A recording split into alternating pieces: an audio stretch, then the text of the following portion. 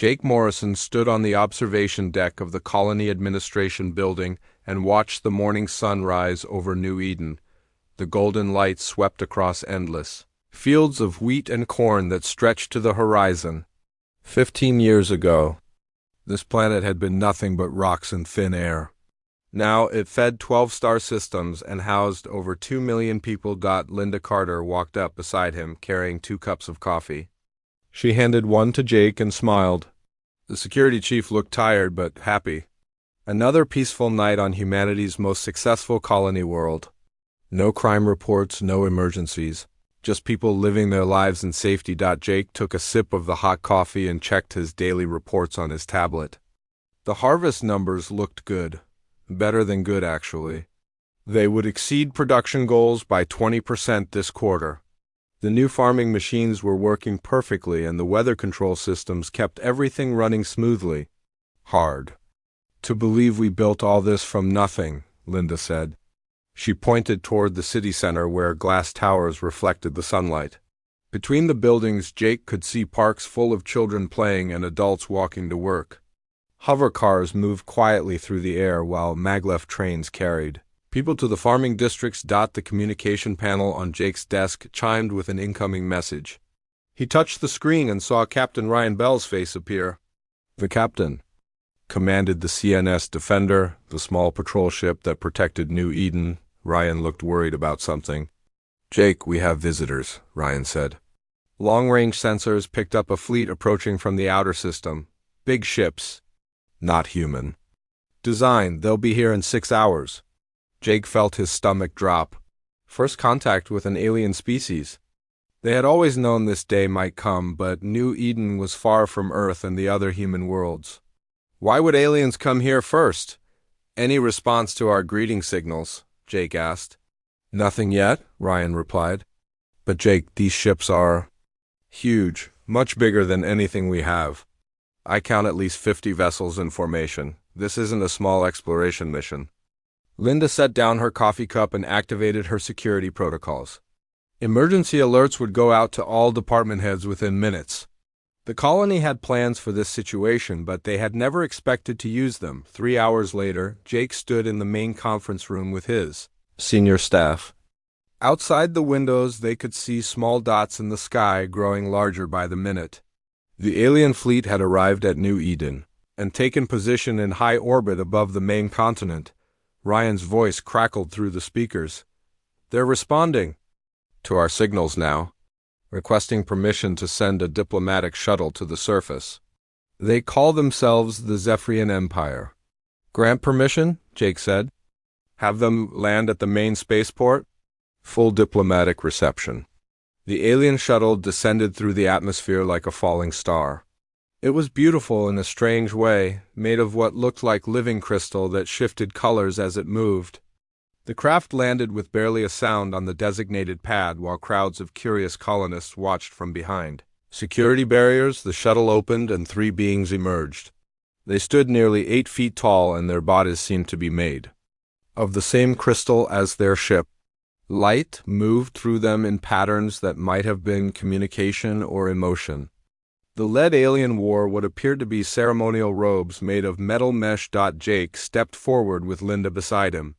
He had practiced this moment many times, but his mouth felt dry. These were the first aliens humanity had ever met face to face. Welcome to New Eden, Jake said. I am Administrator Morrison. We greet you in peace. The lead alien's crystal body flashed with different colors before it spoke. Its voice sounded like wind chimes mixed with electronic static. I am Ambassador Veltar of the Zephyrian Empire. We do not come in peace. The words hit Jake like a physical blow. Around him, his staff shifted nervously. This was not how first contact was supposed to go. This world belongs to the Zephyrian Empire by ancient right, Veltar continued. Your species has trespassed on sacred territory. You have 15 standard days to evacuate all humans from this planet. Linda stepped closer to Jake, her hand moved toward her sidearm, but Jake shook his head slightly. They were completely outgunned. This is a misunderstanding, Jake said carefully. We found no signs of previous habitation when we arrived. Our surveys showed this planet was uninhabited for millions of years. Veltar's crystalline form pulsed with angry red light. Your primitive scans cannot detect Zephyrian markers. This world was claimed by our ancestors before your species crawled from whatever mud pit spawned you. The insult hung in the air like poison. Jake forced himself to remain calm. 2 million lives depended on getting this right. Perhaps we can reach an accommodation, Jake said. The galaxy is vast. Surely there is room for both our peoples. There is room, Veltar replied. On the barren moon of this system's fourth planet, we offer you transport ships to relocate your population there. You will find the environment harsh but survivable. Jake looked at Linda and saw his own shock reflected in her eyes. They wanted humanity to abandon 15 years of work and move to a lifeless rock. We need time to consider your offer, Jake said. Veltar's form flashed brighter. There is nothing to consider. You leave willingly or we remove you by force.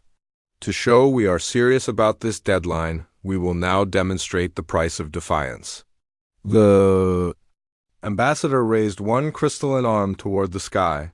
High above them, the Zephyrian fleet moved into a new formation. Energy began building between their ships, visible as crackling lines of blue fire. Jake grabbed his communicator. All stations, this is Morrison. Emergency evacuation of Farming District 7. Move everyone now. But it was too late. The energy beams lanced down from orbit with the power of concentrated starlight. Where Farming District 7 had stood with its neat rows of houses and schools, now there was only a glass crater 5 miles wide. 50,000 people had died in seconds. Jake stared at the destruction and felt something cold settle in his chest.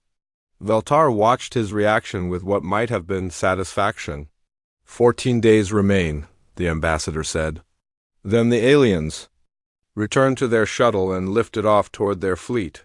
Jake activated his emergency communicator and sent a priority message toward Earth. The signal would take months to arrive, but he had to try. This is New Eden Colony to Earth Command. We are under attack by hostile aliens calling themselves the Zephyrian Empire. They have superior technology and have already killed 50,000 civilians. Request immediate military assistance. They have demanded we evacuate the planet in 14 days or face total destruction. Jake paused and looked out at the smoking crater where so many people had lived and worked just minutes before. Earth Command, they have no idea what they have just done to us.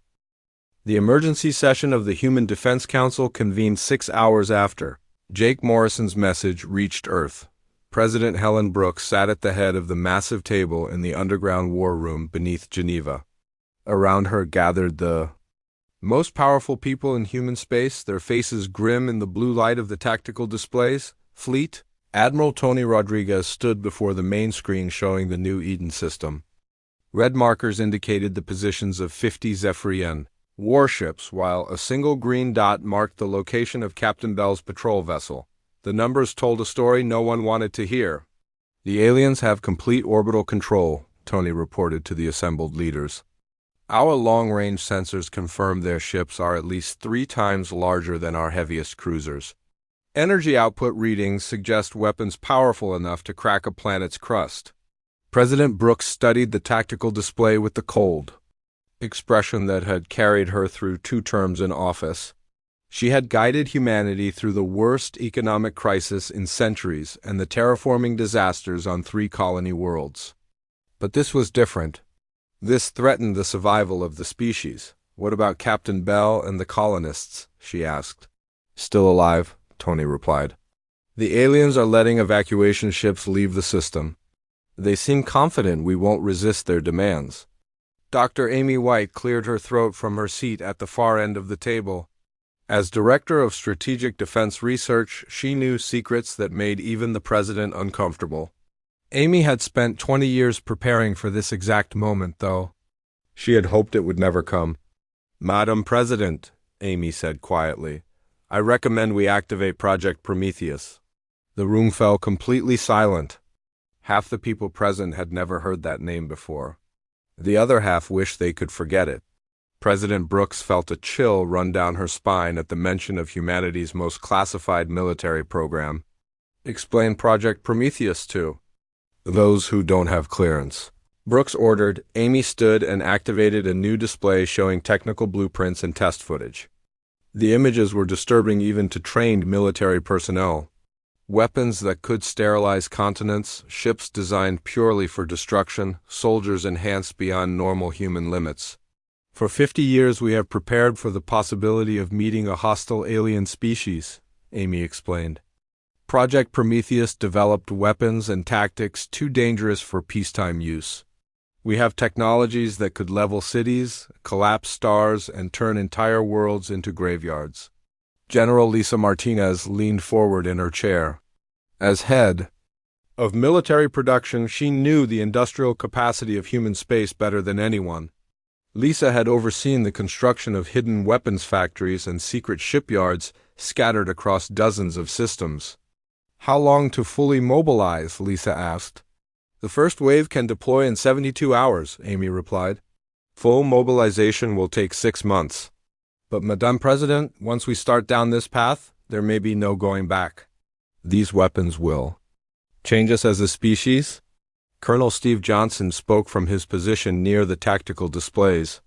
His enhanced soldiers were already loading into transport ships across the solar system. Steve had trained the deadliest fighting force humanity had ever created, men and women modified with combat drugs and powered armor. The aliens killed 50,000 civilians to make a point, Steve said. They think we're weak because we build farms instead of weapons. Time to show them what humans do when our families are threatened. President Brooks looked around the table at faces both hopeful and terrified. The decision would define humanity's place in the galaxy for generations to come. Fight and risk becoming monsters. Surrender and risk extinction. Dr. White, Brooks said. Give me the worst-case scenario. Amy's fingers moved across her tablet, bringing up classified reports and theoretical models. The data painted a picture of galactic warfare beyond anything in human history. If we deploy our full arsenal, we could destroy the Zephyrian Empire? Amy said, but the weapons are designed for total victory through overwhelming force. There would be no prisoners, no negotiations, no mercy. We would become the most feared species in the galaxy. Tony Rodriguez studied the fleet positions on his displays. As a career military officer, he understood the mathematics of warfare better than politics or diplomacy. The numbers were simple and terrifying. What if we try limited resistance? Tony asked. Send a small fleet to negotiate from a position of strength. The aliens demonstrated their response to defiance, Amy replied. They vaporized 50,000 people in seconds. A small fleet would be destroyed before it could fire a shot. The president stood and walked to the observation window overlooking the construction yards of Luna Base. Below her, workers were already retrofitting civilian ships with military hardware. The mobilization had begun even before her official order. Dr. White, begin immediate deployment of Phase 1 assets, Brooks commanded. General Martinez, I want every shipyard working triple shifts. Colonel Johnson, prepare your people for extended combat operations. Amy's tablet chimed with incoming reports from across human space. Hidden facilities were powering up, sealed weapons caches were being opened, and ships designed for war were emerging from asteroid bases where they had waited for decades, Madam President, Amy said. There's something else you need to know about the Zephyrians. Our xenobiology teams have analyzed the energy signatures from their weapons. They're not just technologically superior. They're completely different from us in how they think and fight. The tactical display changed to show comparative data between human and Zephyrian military doctrine. The differences were striking and disturbing. They fight with rigid formations and predictable patterns, Amy continued. Their society appears to be based on dominance hierarchies and territorial control. They probably expect us to surrender or die fighting conventionally. Colonel Johnson smiled for the first time since entering the war room. His enhanced soldiers were trained for exactly this kind of asymmetric warfare. Human tactics had always relied on unpredictability and willingness to sacrifice everything for victory. They have no idea what they're dealing with, Steve said. Every human child learns about the species that conquered a world full of predators. We didn't reach the stars by playing by rules. President Brooks returned to her seat and activated the main communication system. Her voice would reach every human world within hours, carried by the fastest ships in the fleet. Citizens of humanity, she began. Today we learned we are not alone in the universe.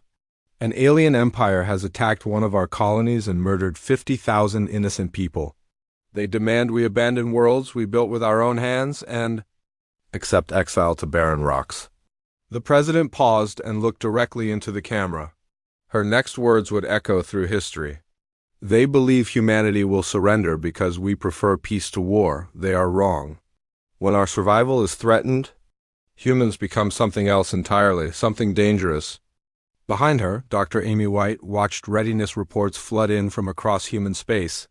Weapons that had never been tested in combat were being loaded onto ships crewed by volunteers who knew they might not return home. We did not choose this war, President Brooks continued, but we will finish it. Let the aliens learn what happens when humanity fights for its very existence. The transmission ended and the war room erupted in controlled chaos. Orders flew between star systems, fleets began moving toward assembly points, and the most advanced military machine in human history roared to life. Admiral Rodriguez watched the deployment schedules update in real time. Dreadnoughts larger than cities were leaving hidden bases. Fighter squadrons trained in tactics too brutal for peacetime were heading toward the front lines. Transport ships full of enhanced soldiers were burning hard toward enemy territory. How? Long before the aliens realized what's coming, Tony asked. Dr. White checked her analysis of Zephyrian communications intercepts. The aliens were still celebrating their easy victory over the human colony. They had no idea that 50,000 human deaths had just awakened something that had slept since humanity's ancient wars. Based on their behavior patterns, they'll expect us to negotiate or flee, Amy replied. They won't understand what they're seeing until our ships start shooting. President Brooks stood at the window watching the lights of departing warships streak across the night sky. In 72 hours, those ships would reach New Eden, the Zephyrian Empire, would learn why humans had conquered their own world and why they had never stopped preparing for war. The sleeping giant was awake, and it was very, very angry. Admiral Kate Fisher stood on the bridge of the human warship Retribution and watched the Rigel 7 system grow larger on the main display. Behind her massive dreadnought followed 12 heavy cruisers, 40 destroyers, and 300 support vessels.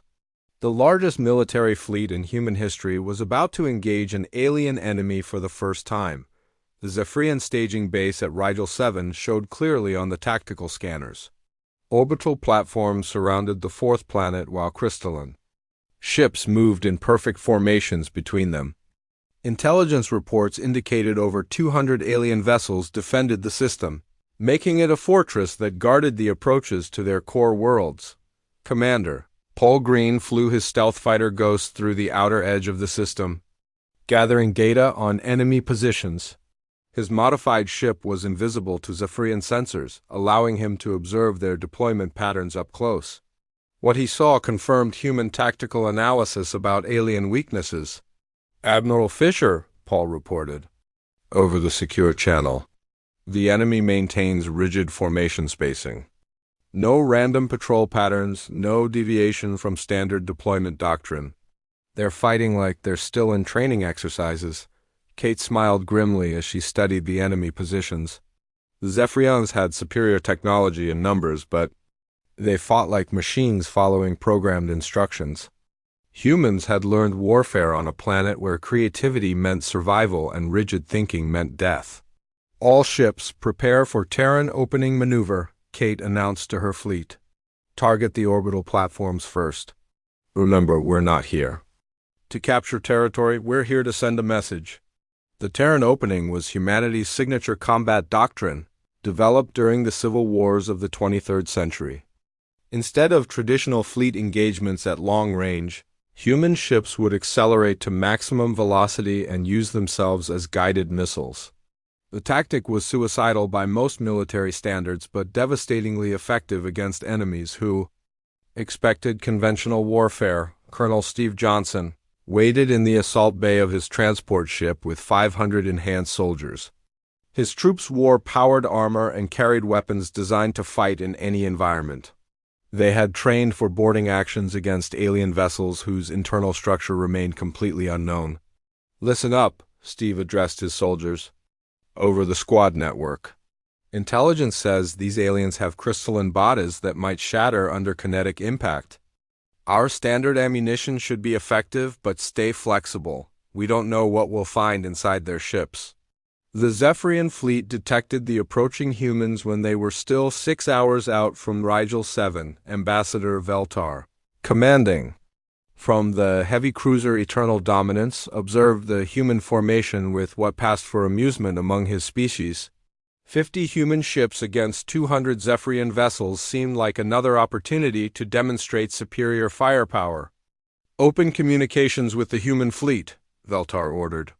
"Perhaps they have come to negotiate the surrender of their remaining colonies." Admiral Fisher received the alien transmission on her private channel. Veltar's crystalline form appeared on her screen, pulsing with confident blue light. The alien's arrogance was exactly what human psychological profiles had predicted. "I am Admiral Fisher of the Human Defense Force," Kate replied.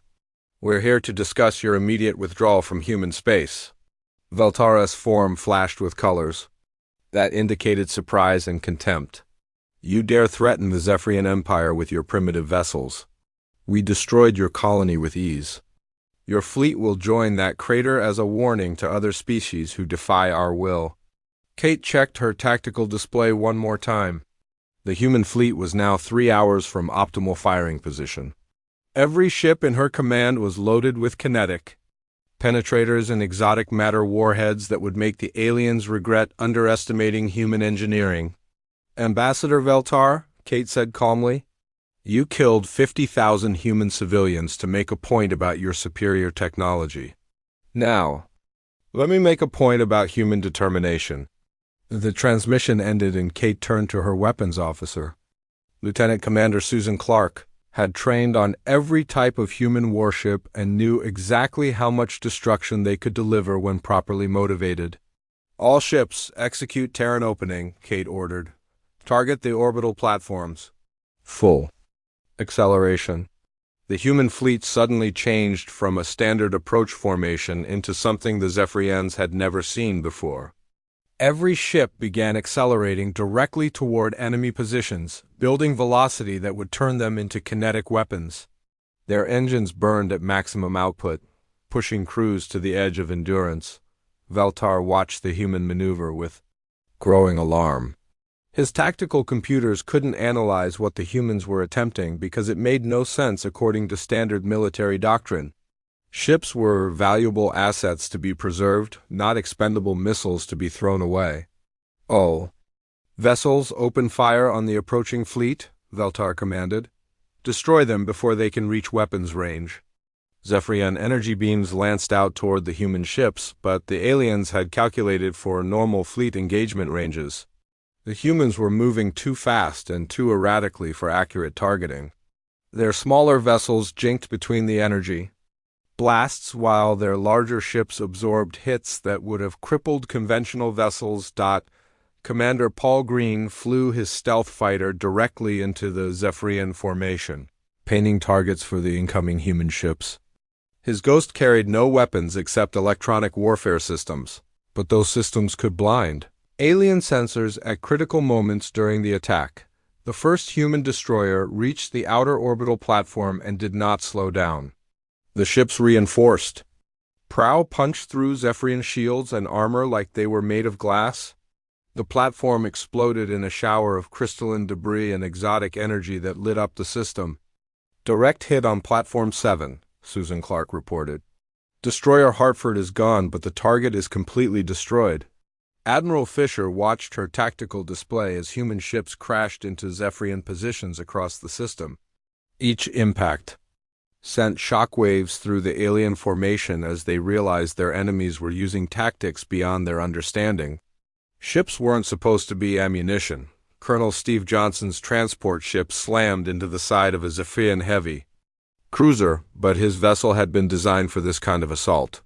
Shaped charges blew holes through both hulls while his soldiers poured into the alien ship through the breach. What they found inside shocked them. The Zephyrian crew was made of living crystal that shattered under human weapons like delicate artwork hit by hammers. Their technology was beautiful and advanced, but their bodies couldn't withstand the kinetic impact of projectile weapons designed for organic targets. Admiral Fisher, Steve reported from inside the alien ship. These enemies are physically fragile. Our standard weapons are devastatingly effective against their crystalline structure. Recommend boarding actions against all capital ships. Kate smiled as she watched more human vessels punch through Zephyrian formations. The aliens were powerful, but they had never faced an enemy willing to sacrifice everything for victory. Their shields stopped energy weapons but proved useless against pure, kinetic force delivered by ships. Moving at significant fractions of light speed, Veltaris' flagship shuddered as a human cruiser grazed its hull, shattering crystal armor plates and sending cracks through the internal structure. Around him, his bridge crew flickered with patterns of fear and confusion. This was not how civilized species fought wars. "Retreat to defensive positions around the planet," Veltar ordered. "Maintain formation discipline and prepare for siege." Warfare, but the humans had no intention of fighting a siege. Admiral Fisher's dreadnought Retribution accelerated toward the planet's surface, its weapons trained on the Zephyrian command base. The massive ship's kinetic penetrators could punch through planetary crust if necessary. "This is Admiral Fisher to all Zephyrian forces," Kate broadcast on all frequencies. "You wanted to demonstrate your power by destroying human civilians. Now watch what happens when humans fight back." The Retribution's main guns fired a salvo that lit up the planet's atmosphere. Kinetic rounds moving at 20% of light speed struck the Zephyrian base and kept going, punching completely through the planet's crust and causing massive seismic activity. The alien command center simply ceased to exist. Commander Paul Green watched from his fighter as Zephyrian ships began breaking formation and fleeing the system. Their perfect military formations had collapsed under the impact of human tactics they couldn't understand or counter. The mighty fortress of Rigel 7 was burning. "All Zephyrian vessels, this is Captain Dan Lewis of the Human Defense Force," came a transmission from one of the surviving human ships. "You wanted to see what humans do when threatened. This is just the beginning. Surrender now or watch your empire burn."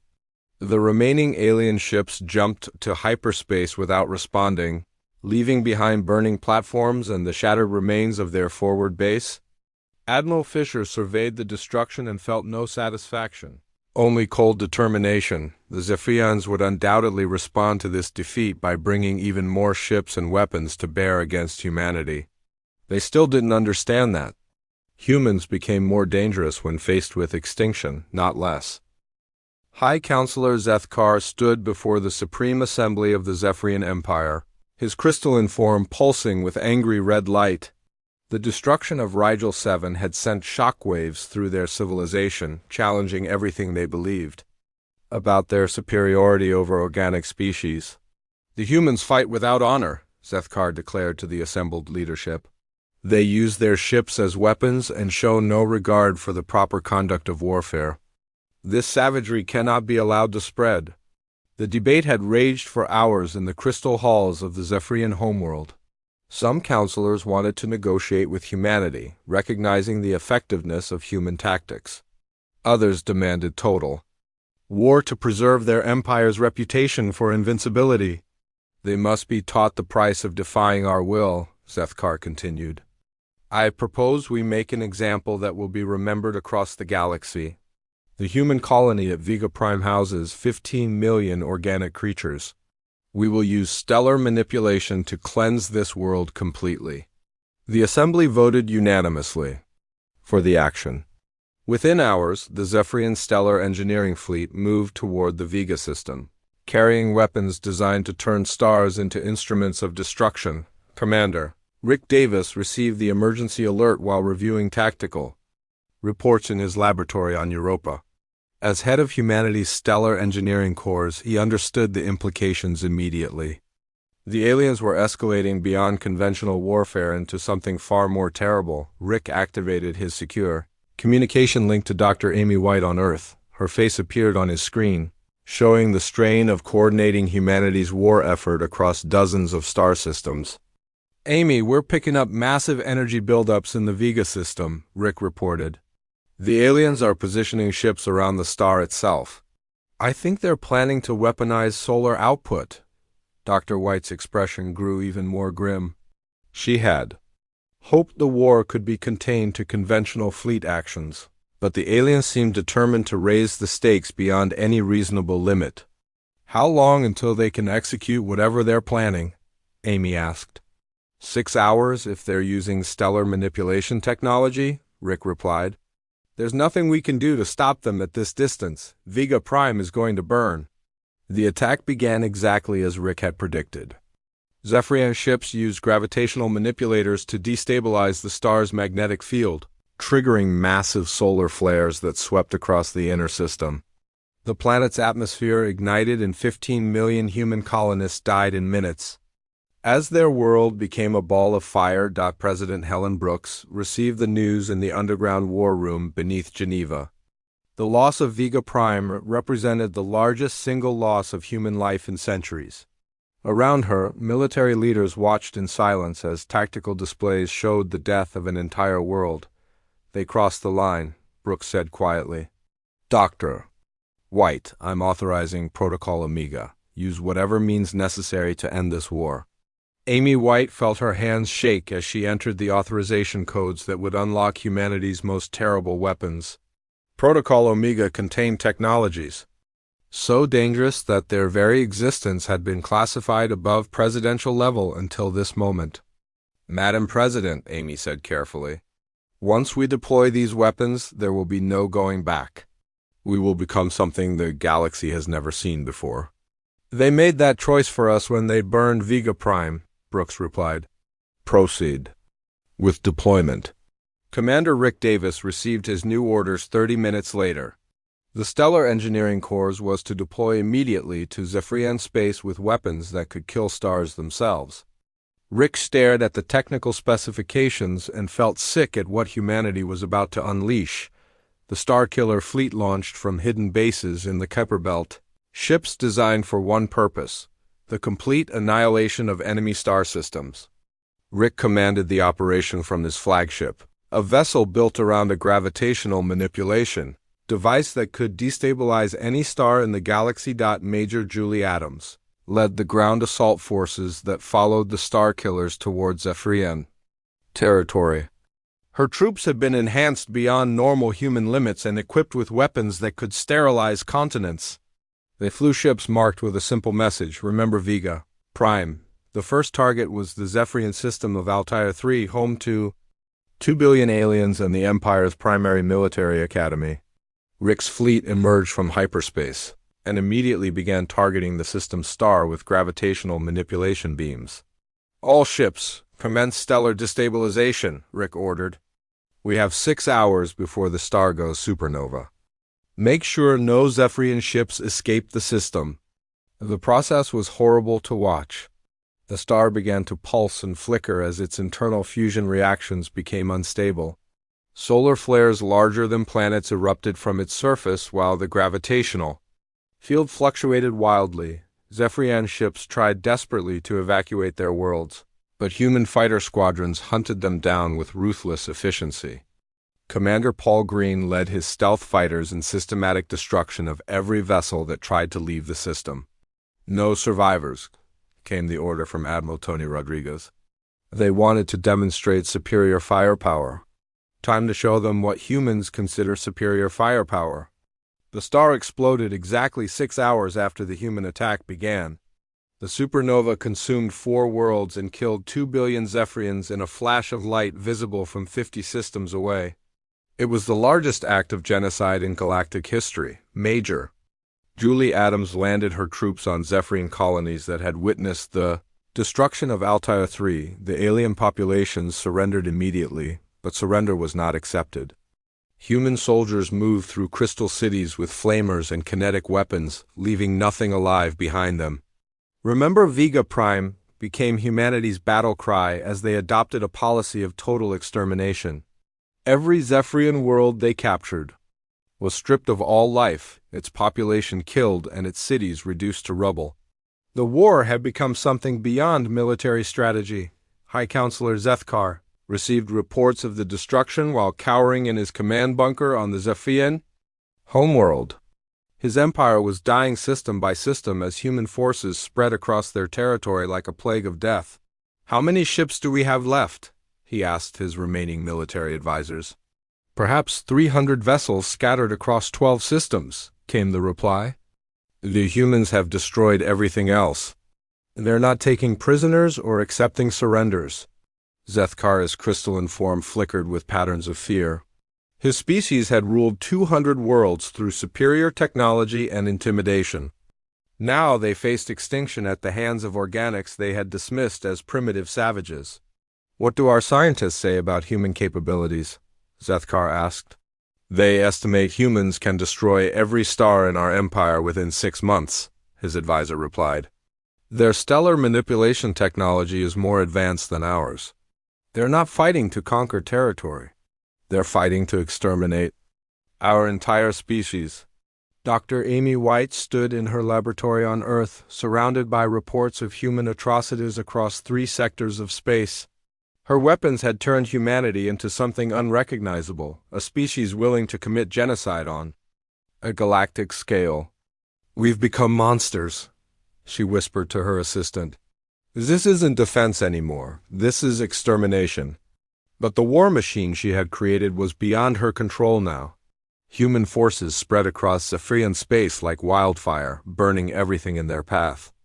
Admiral Fisher's fleets had grown to include planet-killing dreadnoughts, while Colonel Johnson's soldiers showed no mercy to any alien they encountered. The Zephyrian Empire tried one last desperate gamble, sending their remaining ships in a suicide attack against Earth itself.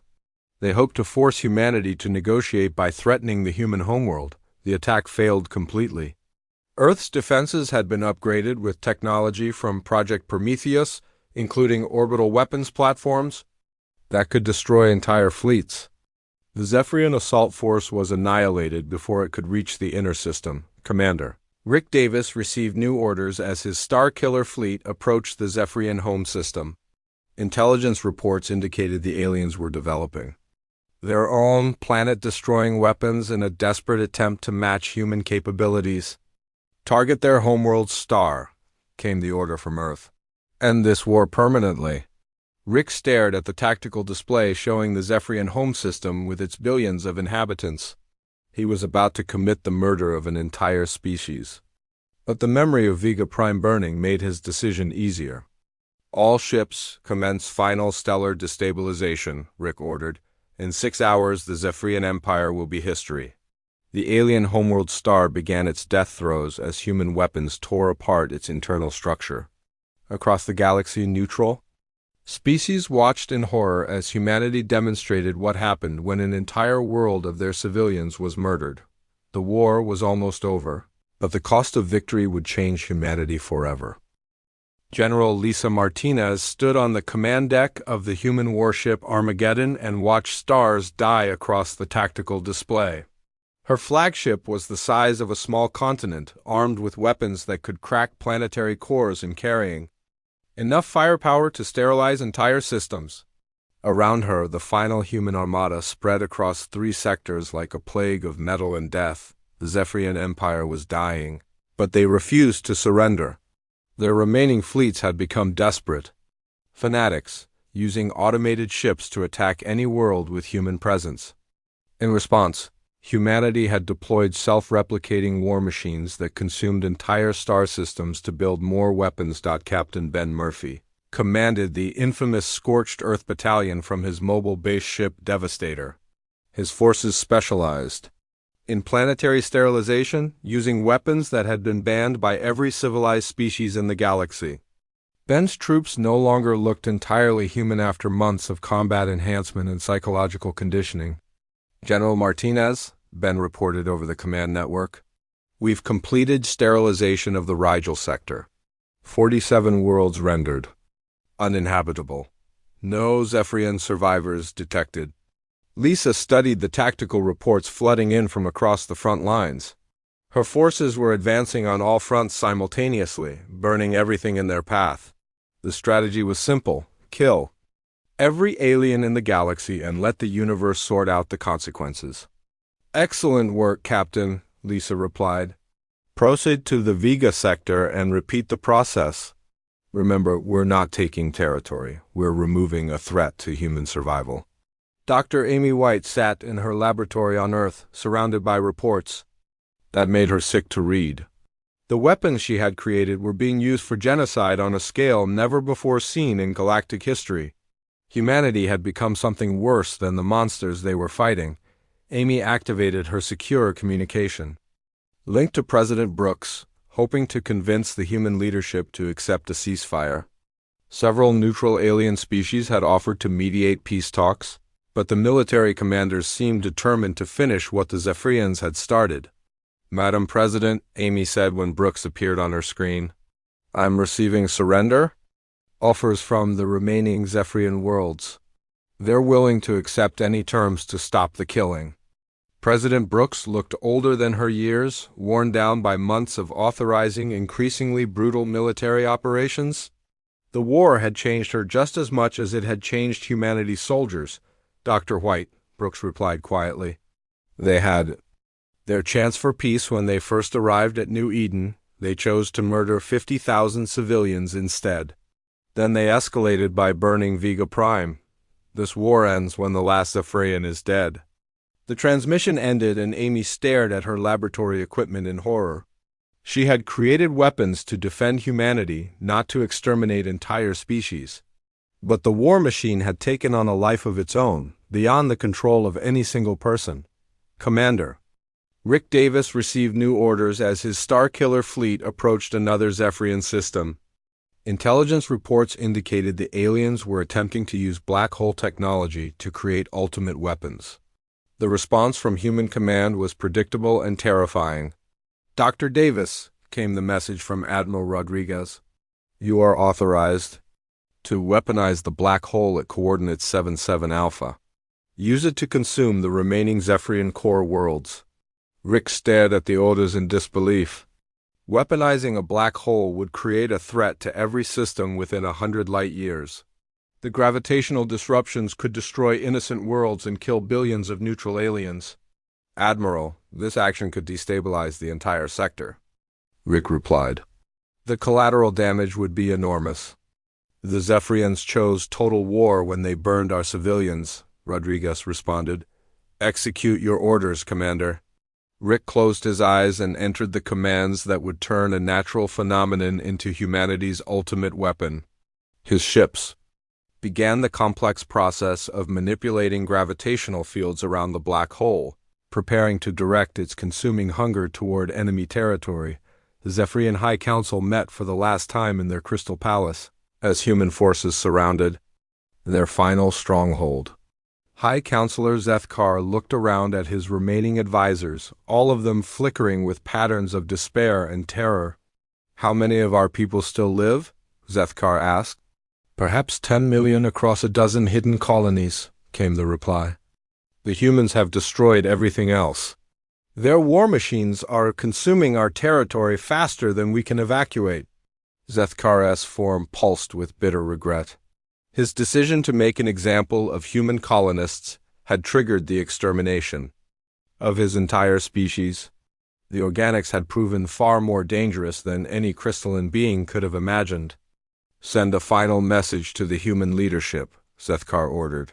Offer complete surrender and acceptance of any terms they demand. The surrender message reached Admiral Tony Rodriguez aboard his command ship as human forces prepared their final assault. Tony read the alien plea for mercy and felt nothing but cold satisfaction. The Zephyrians would learn the price of threatening human survival. All ships, Tony broadcast to the assault fleet. The enemy offers surrender. Terms are refused. Complete the extermination. Dr. Amy White watched the final assault begin from her monitoring station on Earth. Human ships surrounded the last Zephyrian worlds while orbital bombardment turned crystal cities into molten slag. The aliens who had started the war by killing 50,000 humans were about to become extinct. Amy tried one last desperate action, broadcasting a peace proposal directly to the combat fleets. Her message reached thousands of human ships as they prepared to finish their genocide. "This is Dr. White to all human forces," she transmitted. "The war is won. The aliens are defeated. There's no need for total extermination. We can end this now and preserve what's left of our humanity." Captain Ben Murphy received the transmission while his troops prepared to assault the last Zephyrian civilian colony. His soldiers had been fighting for so long that they barely remembered what peace looked like. War had become their entire existence. "Dr. White," Ben replied on an open channel. "These aliens burned Vega Prime. 15 million human civilians died screaming. Every Zephyrian death is justice for our murdered families." The assault began immediately afterward. Human soldiers moved through crystal habitats with flamers and kinetic weapons, killing every alien they found. No quarter was given and no mercy was shown. The Zephyrian species died in agony as their crystal bodies shattered under human weapons. Commander Rick Davis completed his manipulation of the black hole, directing its gravitational pull toward the Zephyrian home system. The sight was both beautiful and terrifying as space-time itself bent under his control. An entire star system was about to be consumed by darkness. "Black hole deployment successful," Rick reported to Earth Command. "The Zephyrian homeworld will be consumed in 6 hours. All surrounding systems will experience severe gravitational disruption." The end came exactly as predicted. The black hole's event horizon expanded to swallow the Zephyrian home system, dragging planets and stars into its infinite hunger. The final 2 billion aliens died not from human weapons but from the fundamental forces of the universe, turned against them. General Lisa Martinez watched the tactical displays as the last Zephyrian resistance collapsed across the galaxy. Her forces had achieved total victory, but the cost was visible in the faces of every human soldier. They had become something new and terrible.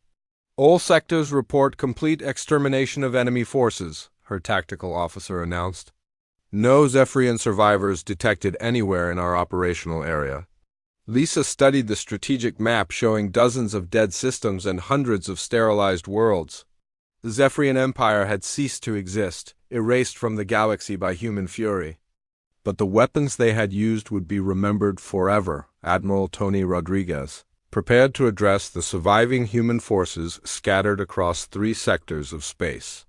His soldiers had won the greatest military victory in human history, but they had paid a price that would echo through generations. "Attention all human forces," Tony broadcast.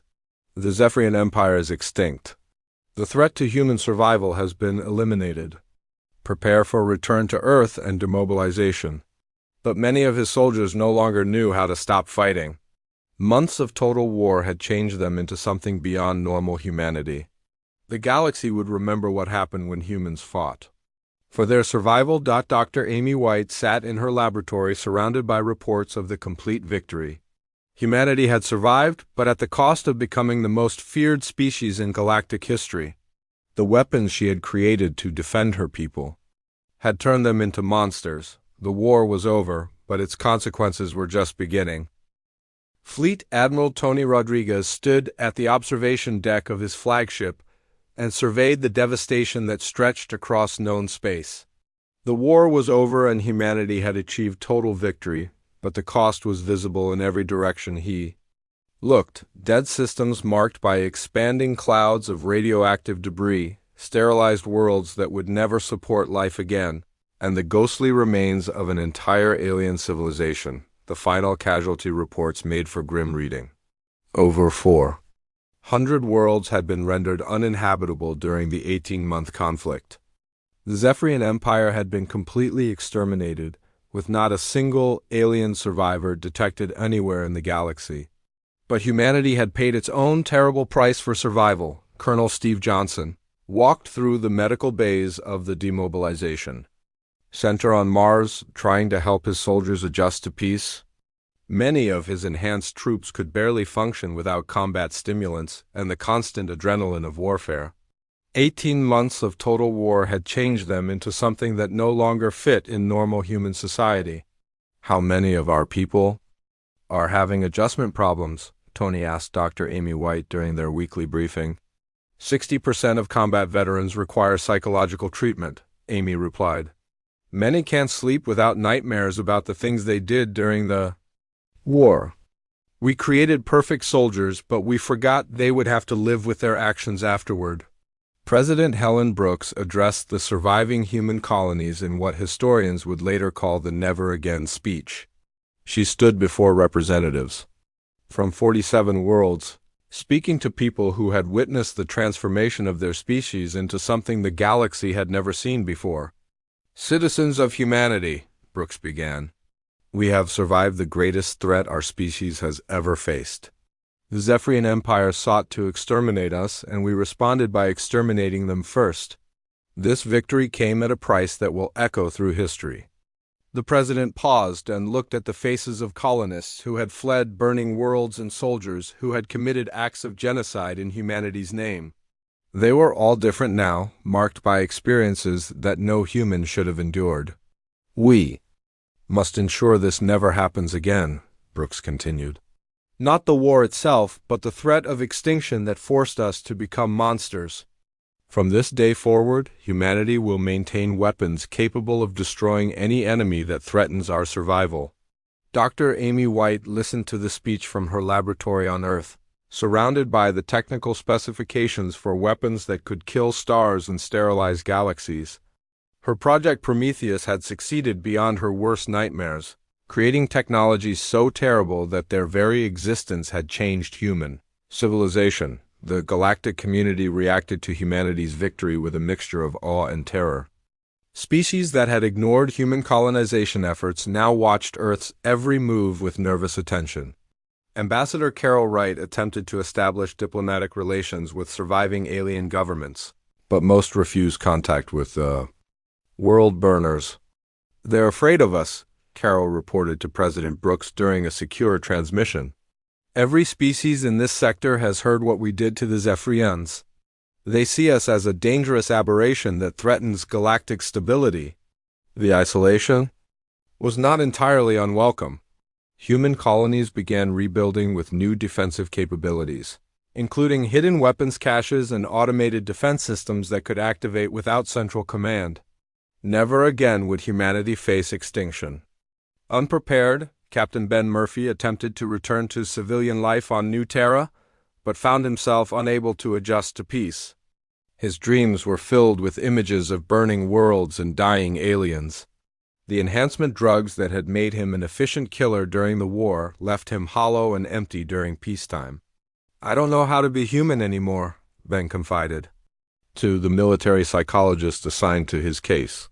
For 18 months my job was to kill everything that wasn't human. Now I'm supposed to go back to normal life like none of it happened. The psychological casualties extended far beyond the military. Entire civilian populations had witnessed the systematic extermination of an alien species carried out in their name. Children grew up learning about the war as a necessary but terrible chapter in human history. Dr. Kevin Hall replaced Amy White as Director of Strategic Defense Research after Amy suffered a complete psychological breakdown from guilt over her role in creating the weapons of genocide. Kevin inherited responsibility for Project Redemption, humanity's effort to rebuild the destroyed sectors of space. It will take 3 centuries to restore the ecological damage we caused, Kevin reported to the Human Council. The gravitational disruptions from weaponized black holes have destabilized entire regions. Some areas may never recover. Commander Rick Davis led the stellar engineering teams attempting to repair the damage his weapons had caused. The irony was not lost on him that the same technology used to kill stars could also be used to create new ones. But the psychological burden of his actions during the war made the work almost unbearable. We broke the galaxy, Rick told his team, as they worked to stabilize a star system disrupted by their weapons. The least we can do is try to fix what we destroyed. General Lisa Martinez oversaw the conversion of human war fleets back to civilian purposes, but many of the weapons were too dangerous to dismantle completely. Massive dreadnoughts were hidden in asteroid bases while planet-killing devices were sealed in vaults that could be opened only during extreme emergencies. The weapons exist, Lisa reported to the Defense Council. If humanity ever faces extinction again, we have the tools to respond with overwhelming force. No alien species will underestimate human determination a second time. The economic reconstruction took decades as human civilization adapted to its new role as the galaxy's most feared species. Trade relationships had to be rebuilt with neutral aliens who viewed every human ship as a potential threat.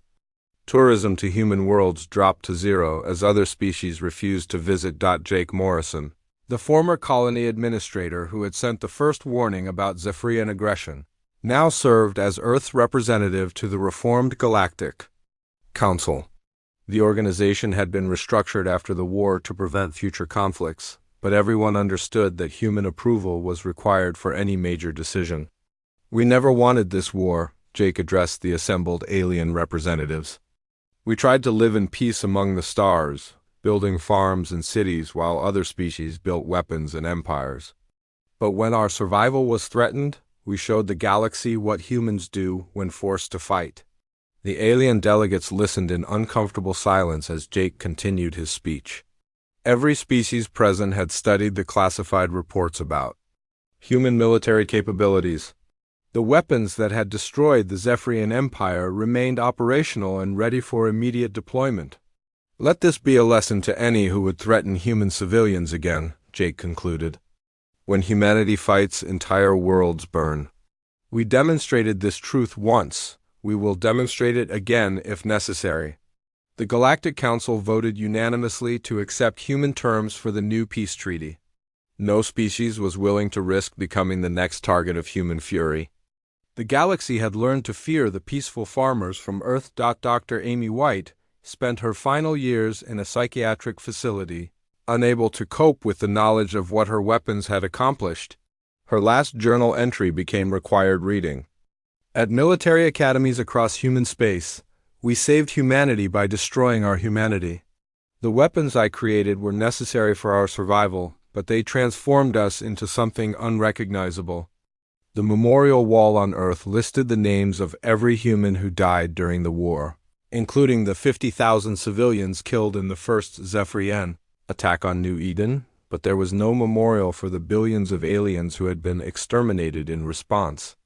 That chapter of history was recorded but not celebrated. President Brooks established the Department of Galactic Security with a simple mandate: ensure that humanity never again faced extinction.